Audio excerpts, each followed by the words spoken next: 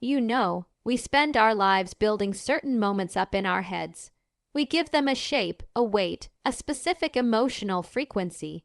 We rehearse them in the shower, during commutes, in those liminal moments before sleep claims us. We direct them like miniature films, casting the perfect lighting, scripting the ideal dialogue, choreographing the exact emotional beats. For me, that moment was my wedding day, not the dress, though I'd spent months finding one that made me feel like both a warrior and a work of art. Not the cake, a lemon lavender creation that Leo insisted would be architecturally sound, because he couldn't help but apply his professional lens to everything, even buttercream.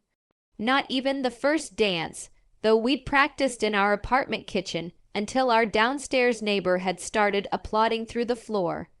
No, it was something more ephemeral and yet more concrete than any of those tangible details. It was the moment I envisioned my mother looking at me, really seeing me, and finally understanding the woman I had become. I imagined her eyes, those gray-blue eyes that had so often appraised me and found me wanting, filled with a pride that had always felt conditional, finally softening into something unconditional, something warm, something that asked for nothing in return. In this fantasy, which I'd constructed and reconstructed with the obsessive detail of an architect drafting blueprints, she would approach me during the reception, not during the ceremony. That would be too public, too vulnerable for a woman who treated emotion like classified information. But later, in a quiet corner away from the crowd, she would touch my arm, and the touch would be gentle, tentative, an apology in gesture form. She would say I was wrong, just those 3 words, not an explanation, not a justification, just the simple acknowledgement that her calculus of my worth had been fundamentally flawed.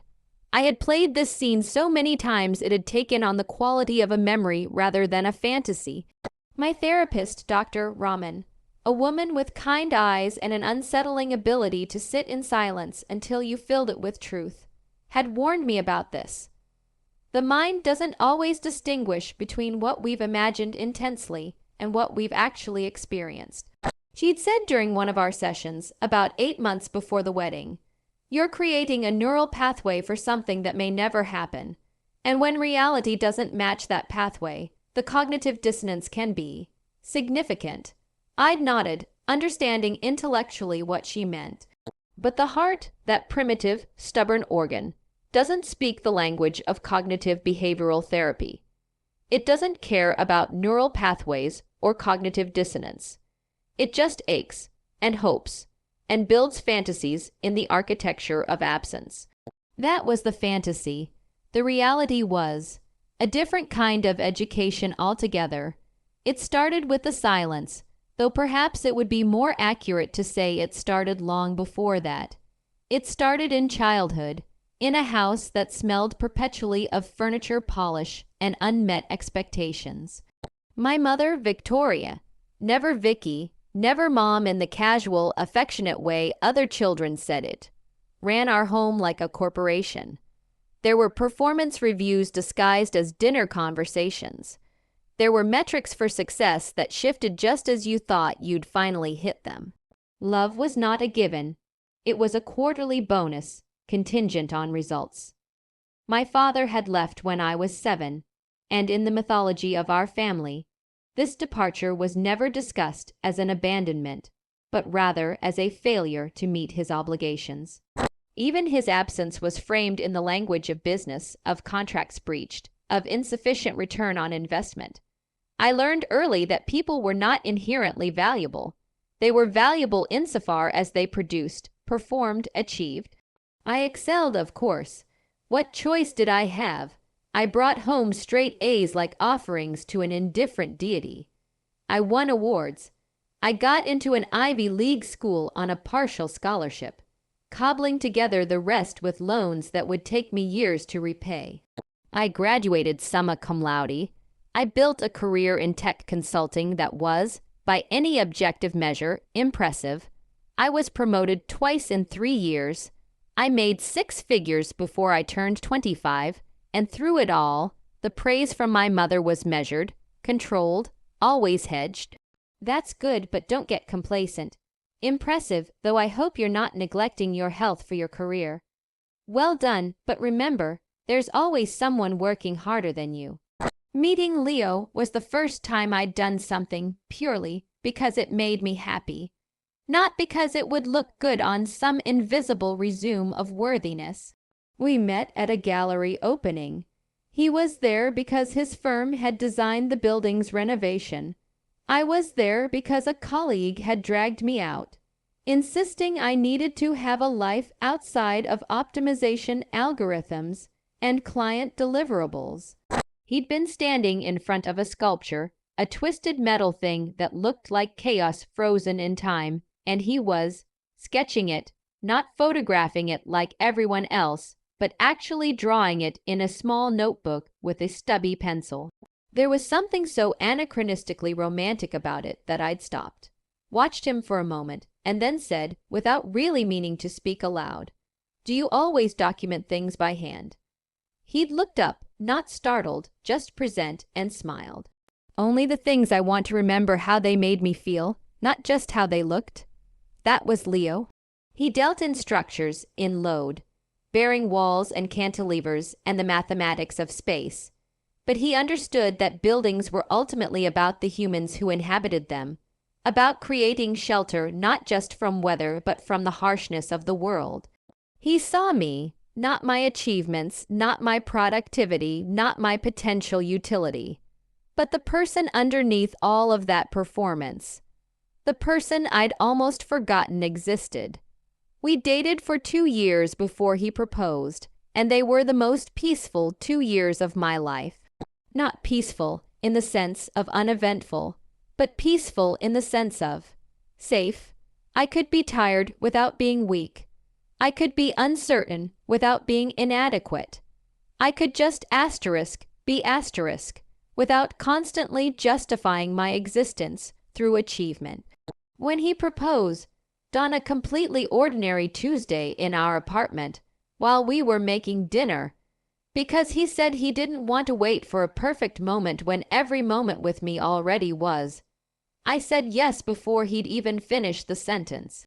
And then I cried, ugly tears that came from somewhere deep and old, a place that had never believed this kind of uncomplicated love was possible. The next morning, still in that blissful haze of new engagement, I called my mother. I hadn't called her in 6 weeks. Our relationship had devolved into that kind of maintenance, level contact, the obligatory check-ins that neither of us particularly enjoyed, but that some archaic sense of duty demanded.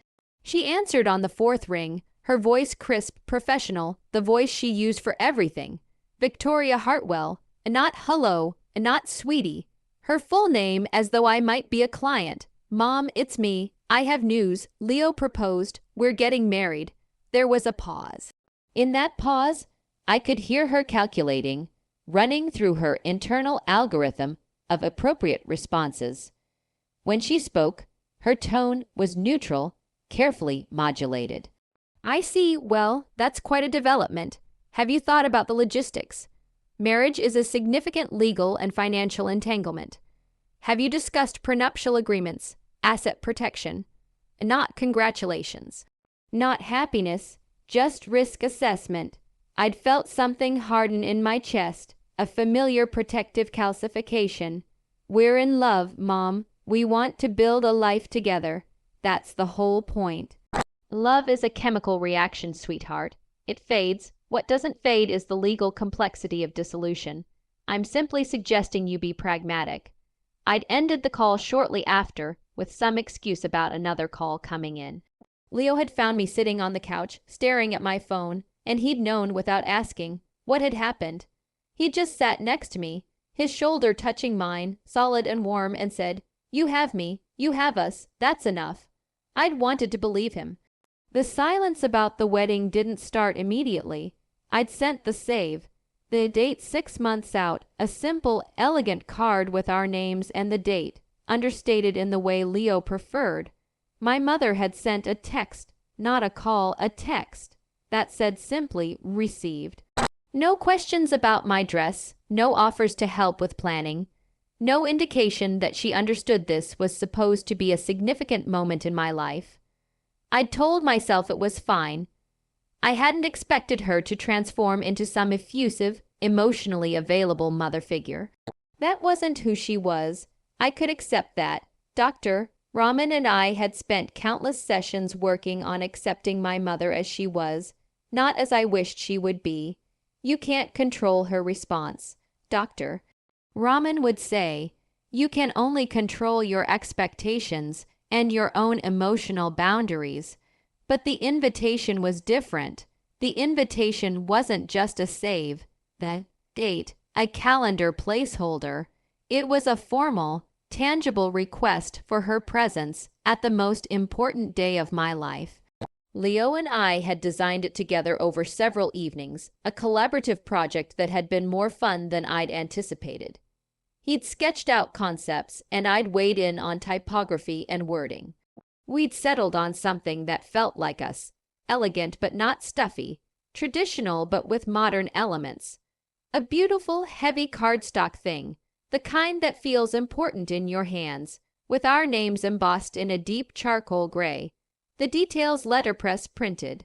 We'd had them printed at a small boutique press in Brooklyn, run by a married couple who'd been doing this for 30 years. When we picked them up, the woman, Rosa, had held one up to the light and said, "These are beautiful. Whoever gets these should feel honored." And I'd thought, foolishly, maybe this will matter to her. Maybe the weight of the cardstock will translate to the weight of the moment.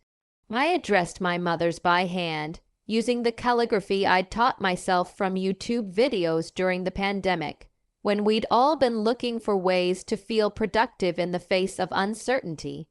I'd written her name, MS, Victoria Hartwell, and her address, that house I'd grown up in, that museum of my childhood failures, with painstaking care.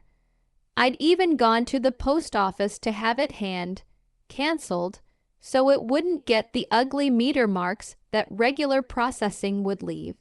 I remember slipping it into the mailbox, the metallic clang of the door feeling like a punctuation mark in our relationship.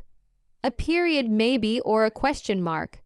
I stood there for a moment after, my hand still on the warm metal of the mailbox, and I'd thought, this is it. This is the moment where things could change. And then nothing. The silence wasn't empty. It was dense, heavy, a physical presence in my apartment. It had texture and weight, like humidity before a storm. I'd check my phone obsessively, not for a text, but for the lack of one. Every ping was a false alarm, each notification a tiny emotional whiplash. A reminder from a calendar app about a meeting. A promotional email from a retailer I'd bought from once, 3 years ago. A text from Sarah asking about bridesmaid dress colors. Anything but the one person whose acknowledgement I, against all better judgment, still craved. The RSVP date came and went. I'd given everyone 2 months to respond, which felt reasonable, generous even. Friends responded within days, their RSVPs filled with enthusiastic notes and excitement. Leo's family, his parents, his sister, his cousins, his college roommate, who'd become family through sheer persistence, all responded immediately, their cards filled with warmth and congratulations and offers to help with anything we needed. My mother's response never came. Sarah, my maid of honor and the closest thing I had to a sister, noticed. Of course she did. Sarah had been my roommate in college, had seen me through my mother's periodic visits that left me emotionally hollowed out for days afterward, had held me through more crying sessions than I could count. She'd met my mother exactly twice and had, with her characteristic bluntness, declared her emotionally constipated and aggressively unpleasant.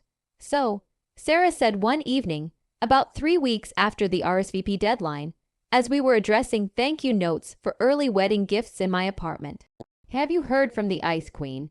I didn't look up from the envelope I was addressing. Don't call her that. Why not? It's accurate. Elsa is more emotionally available than your mom, and she literally